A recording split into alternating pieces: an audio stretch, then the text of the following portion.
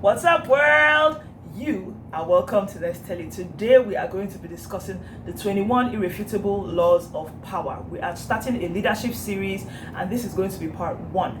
Thank you so much for coming by, and please sit back, relax, and let us begin.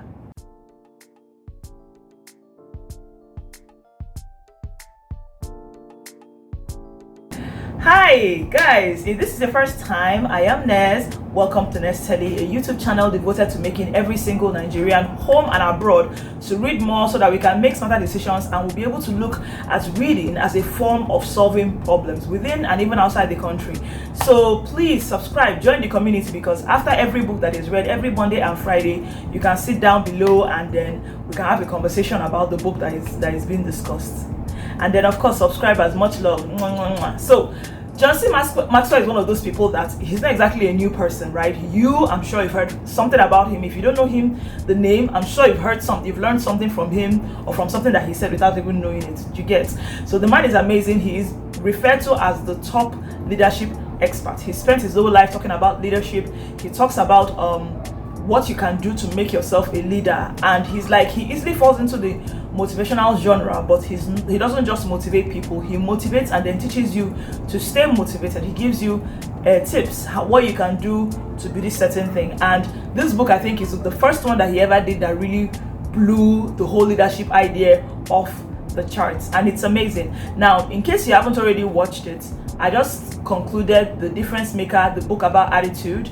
I'm going to keep the link up here so that you can watch it if you haven't already, or watch it again if you watched it before. So please don't forget to like this video so that more people can know more about this book. So let us begin. First of all, one of the things he started with was by explaining that leadership, while it comes to some people, or it seems to come to some people naturally, we have to understand that everybody can actually be a leader. It has nothing to do with, nobody is born a leader. Everybody actually trains to be a leader. Now, based upon personality traits or even things like environment and upbringing, some people, it might come to them naturally. Some people might be willing to take on leadership roles earlier than others, but that does not mean that you, who may be shy or not want to do much, like shy away from leadership, actually cannot be a leader. You can train yourself to be a leader. That is the number one thing you should know. So he now created these 21 laws from studying and asking questions and meeting with people that are leaders all over the world. He was able to answer a lot of these things. So law number 1 is what he called the law of the lid. Now, the only way I can explain this is just imagine a jar of mayonnaise or margarine. Do margarines come in jar? I don't know. Okay, a jar of salt, one that I know everybody will know, a jar of salt. Now, everybody's leadership skill is like a jar, and there's a lid. The lid is the cover, right? So there's a lid on the jar. Your leadership ability is dependent on the lid that you have on your jar. Now, the better you skill yourself in becoming a leader, the bigger your jar, hence the higher your lid. Now, he mentioned the story of McDonald's, the men rather, that started the McDonald's. There were these two brothers that started McDonald's, and they were doing very well and they were okay with it. But every time they tried to franchise what's that word? Franchise out? Please, someone help me.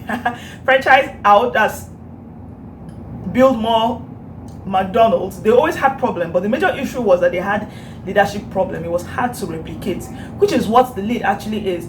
If you're able to replicate what you do now, that means you're an awesome leader. But you see, those things can be learned. Now, they didn't bother learning. They were happy doing what they were doing and all that. And every time they tried to franchise, it did not work. But then this other man came and eventually bought the business away from them to be McDonald's that we know now. These people did not know now. These other people were great leaders. The other two brothers, they were great leaders, but their leadership lead was low. Do you understand? It was a smaller jar they were working with. But the other person had a bigger jar. So he had a better leadership. Someone in his 50s who had been selling, he owned some companies doing some other things. They weren't very successful, but he already had a great leadership lead. And that was how he was able to create the McDonald's that we know now all over the world. At least now when you know McDonald's, even if you may have not eaten there, if you hear the word McDonald's, you know what they are, the fast food franchise business. So that is what the law of the lid is. You have to build to make your jar wider so that your lid is higher, because that would that would show, or that would help you to achieve more and to be a better leader. Now, another thing I need to point out here is that leadership, a lot of times we tend to confuse leadership with a post. Like a lot of times we talk about leadership, we say leadership. I imagine when I mentioned leadership in Nigeria, everybody said, our president, our governor. You are a leader. As long as you have the ability to make someone to do something, you're a leader. Do you understand? You're going to lead your siblings. Like imagine if when you were small, you were able to get some people on the streets, or your siblings or your group of cousins, to do something. Like you're able to convince them, let's do like this, let's do like this, let's do like this, and you did it. That means you're a leader. You have leadership ability. So don't let that die, or if it's dead, wake it up, bring it back up. Do you understand? So that you can be the true leader that you're supposed to be. So you're going to be a leader as a parent, you're going to be a leader as a sibling, you're going to be a leader as a group of friends, amongst your cousins, in your job. Trust me, you can be a leader. Do you understand? So that's the law of the lead, number one. The second one is the law of influence. He said this one it's as simple as it gets. Leadership is influence, nothing more, nothing less. Do you understand? If you're able to influence people, if you're able to get people to do things, which is what I said before when I talked about when you were a child, you're able to tell them, come, let's go and do this one, let's go and steal this one, then you're a leader. That is exactly what leadership is. So while that also makes you understand that there is good leadership and there is bad leadership, because there are some people that do things that are terrible and they are usually led by one person. Now you can sit down and insult the person. How can this person be so horrible? But understand that the person is the leader. The person has been able to achieve something that likely you have not been able to achieve. Do you understand? So the law of influence, you have to get to a point where you can teach people to do. You have to get to a point where you can get people to do what you want them to do, especially when it's positive.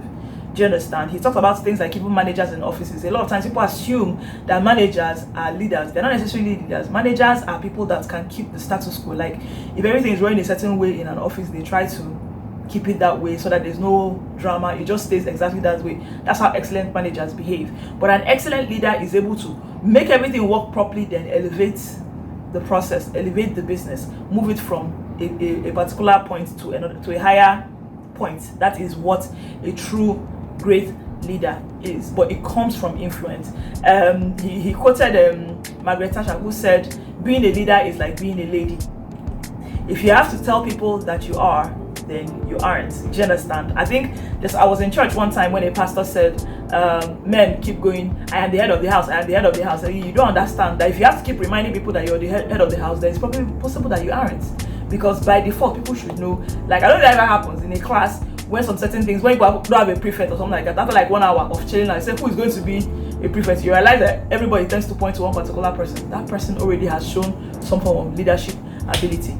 So that is 2 points we're going to talk about today. Now, throughout the month of December, I plan to run through the whole series. There are 21 laws, and honestly, I believe that leadership is so important right now. So please stick with the channel, stick with us. Let us sit down and communicate, figure out what we are doing wrong as a people, and then we ourselves personally, what we can do to make ourselves and our lives and our experience on earth better, especially through leadership. So I'm going to go on talking more and more about it until the month of December ends, and I hope that it also influences you to pick out a few things that you would want to do towards the new year, when you're thinking of goals and all that. So thank you so much for watching. If you haven't already, please subscribe and then leave a comment below about what you think of these 2 laws I've explained so far, or if you've read the book at all, because it's a very old book. What do you think about it? And what do you think we Nigerians need to do in general when it comes to leadership to make things better? Thank you so much for watching. Bye-bye.